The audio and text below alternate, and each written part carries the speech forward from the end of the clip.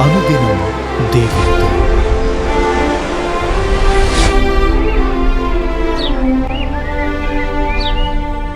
Praise the lord.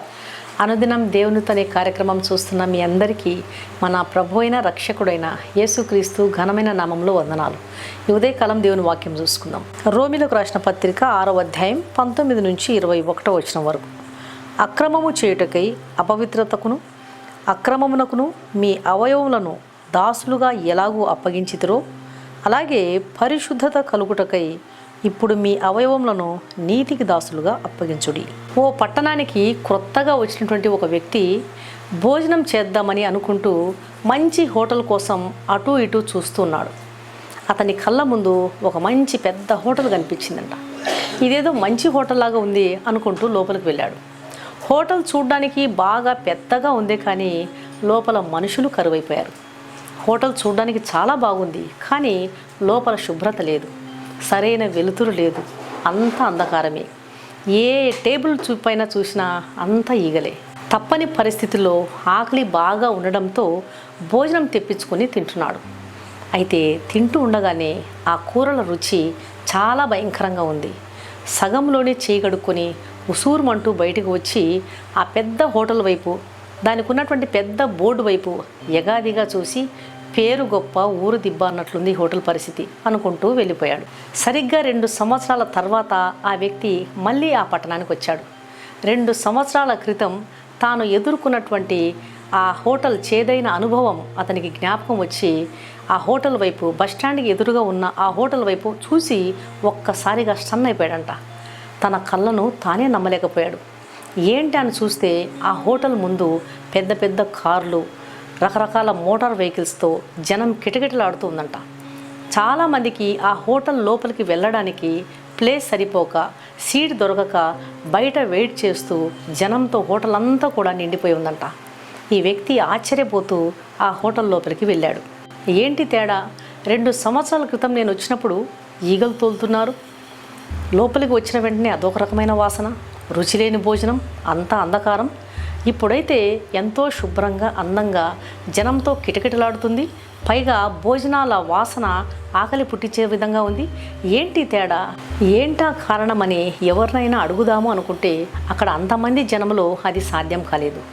ఈలోగా అతని కళ్ళు కౌంటర్ వెనకాల వేలాడుతున్నటువంటి ఒక బోర్డు మీద పడ్డాయి. అందులో ఏం రాసి ఉంది అంటే అండర్ న్యూ మేనేజ్మెంట్ అని రాసి ఉంది. క్రొత్త యాజమాన్యం కింద ఈ హోటల్ నడపబడుతుంది అని. ఆ హోటల్ యొక్క విజయ రహస్యం మేనేజ్మెంట్ మారడం, న్యూ మేనేజ్మెంట్. దేవుని బిడ్డలారా, సాతాను అధికారం కింద, సాతాను యాజమాన్యం కింద ఒక వ్యక్తి జీవితం ఉన్నంత వరకు బ్రతుకు మురికిగా ఉంటుంది. ఏమాత్రము నెమ్మది ఉండదు, శుభ్రత ఉండదు, అన్నీ కూడా శోధనలే, కలవరము, గౌరవం ఉండదు, మర్యాద లేని పరిస్థితి. ఏ పని పట్టుకున్నా కూడా అది నష్టంగా తిరిగి వస్తుంది. దివాలా తీసినటువంటి తనం సాతాను అధికారం కింద ఉన్నటువంటి వాళ్ళ జీవితం.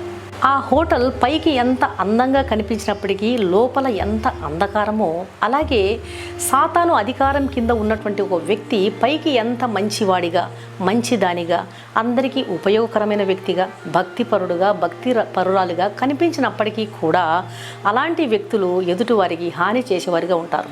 అలాంటి వారి నుంచి వచ్చేటువంటి ప్రతి మాట అయినా, చేష్ట అయినా, క్రియలైనా, ఆలోచనలైనా అన్నీ కూడా ఎదుటివారికి ఇబ్బంది పెట్టేవిగా, ఎదుటివారిని గాయపెట్టేవిగా, ఎదుటివారిని దుఃఖపెట్టేవిగా ఉంటాయి. తనతో పాటు నివసించేటువంటి వ్యక్తులకు అలాంటి వారు పస్తుల్నే పెడతారు తప్ప ఏమాత్రం కూడా వారికి సహాయం చేసేవారుగా ఉండరు. వారి ఆత్మీయ ఆకలిని తీర్చే విధంగా వారి జీవితాలు ఉండవు. ఎదుటివారికి ఏ రకంగా కూడా ఉపయోగకరంగా ఉండవు. ఒక మంచి యజమాని పాడైపోయినటువంటి ఆ హోటల్ను ఒక మంచి ఉన్నతమైన స్థితికి ఎలాగ తీసుకెళ్ళగలిగాడో, అలాగే మన మంచి యజమాని అయినటువంటి యేసయ్య పాడైపోయినటువంటి బ్రతుకులను ఉన్నతమైన స్థితిలో ఉంచుటకు సమర్థుడు.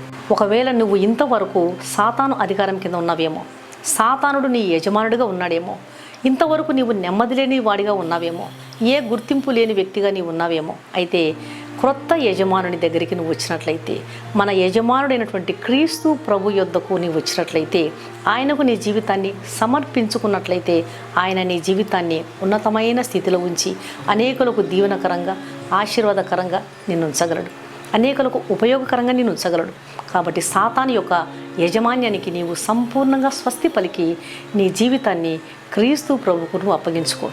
అక్రమానికి అపవిత్రతకు ఎట్లయితే మీ అవయవాలను దాసులుగా అప్పగించుకున్నారో పరిశుద్ధత కలుగుటకై ఇప్పుడు మీ అవయవములను నీతికి దాసులుగా అప్పగించుకోండి అని పౌలు గారు హెచ్చరిస్తున్నారు. కాబట్టి వాక్యం విన్న ప్రియమైన దేవుని బిడ్డలారా, ఇంతవరకు నీ జీవితాన్ని సాతానుకు దాసులుగా అప్పగించావేమో.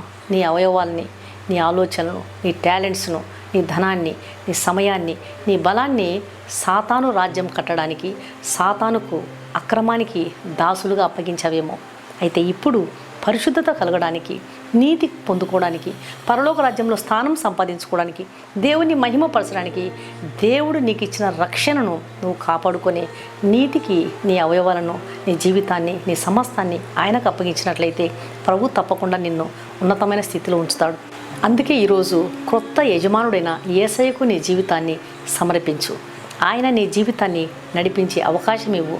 ప్రభు నిన్ను ఉన్నతమైన స్థితిలో ఉంచుతాడు. అట్టి కృప ప్రభు నీకు దయచేయును కాక. కళ్ళు మూసుకొని ప్రార్థన చేస్తాను. పరిశుద్ధుడైన మా ప్రియ పరలోకపు తండ్రి, ఒకప్పుడు సాతాను అధికారం కింద ఉన్నప్పుడు అక్రమానికి, అపవిత్రతకు, అవమానాలకు దాసులుగా అప్పగించుకున్నవారు ఎంతో దివాలా తీశారో, ఎంత దుఃఖాన్ని అనుభవించారో అనుభవపూర్వకంగా తెలుసుకున్నటువంటి వారు పరిశుద్ధత కొరకు నీతికి దాసులుగా అవయవాలను అప్పగించుకొని ఇప్పుడు సంతోషాన్ని, ఆశీర్వాదాన్ని, ఘనతను అనుభవిస్తున్న వారిని బట్టి నీకు వందనాలు నాయన. ఇంకా ఎంతమంది సాతాను అధికారం కింద, యజమాన్యం కింద ఉండి నలిగిపోతున్నారు, దివాలా తీసిన స్థితిలో ఉన్నారు, వారిని విడిపించండి తండ్రి. ఈ వాక్యం వింటున్న ప్రతి ఒక్కరిని నీ ఆధిపత్యం కింద ఉండి తమ జీవితాలను నీకు సమర్పించుకొని ఆశీర్వదించబడుటకు కృప చూపించండి. నా ప్రియమైన తండ్రి, నా ప్రార్థన ఆలకించండి. ప్రతి ఒక్క ఆత్మను తండ్రి మీరే ఆకర్షించుకోండి. మీ సహాయం చేత నడిపించబడుటకు కృప చూపించమని యేసు నామం అడిగి వేడుకుంటున్నాను తండ్రి. ఆమెన్. ఈ వాక్యం విన్నటువంటి ప్రియమైన దేవుని బిడ్డలారా, దయచేసి దేవుని వాక్యం అనేకులు విని రక్షణ పొందడానికి, మేలు పొందడానికి, వారి ఆత్మీయ జీవితం బలపరచబడడానికి దేవుని వాక్యాన్ని షేర్ చేయండి. ఈ ఛానల్ను సబ్స్క్రైబ్ చేసుకోండి. మీ ప్రార్థన అవసరాలను కామెంట్ సెక్షన్లో తెలియజేసినట్లయితే మీ కొరకు తప్పకుండా ప్రార్థన చేస్తాం. ఈ వాక్యం విన్న మీలో ఇంకా రక్షణ పొందని వారు ఎవరైనా ఉన్నట్లయితే దయచేసి క్రీస్తు ప్రభువారికి మీ హృదయాన్ని ఇవ్వండి. కలువరి శిలువలో ఆయన కార్చినటువంటి రక్తధారల చేత కడుగుబడితేనే ఒక పాపికి రక్షణ, నిరీక్షణ, పాప క్షమాపణ, నిత్య జీవము దొరుకుతుంది. ఆయన ఇచ్చే ఉచితమైన రక్షణను స్వీకరించండి. ఆయన ఆహ్వానాన్ని తృణీకరించవద్దండి. ప్రభు మీ ఆత్మను రక్షించునుగాక. God bless you.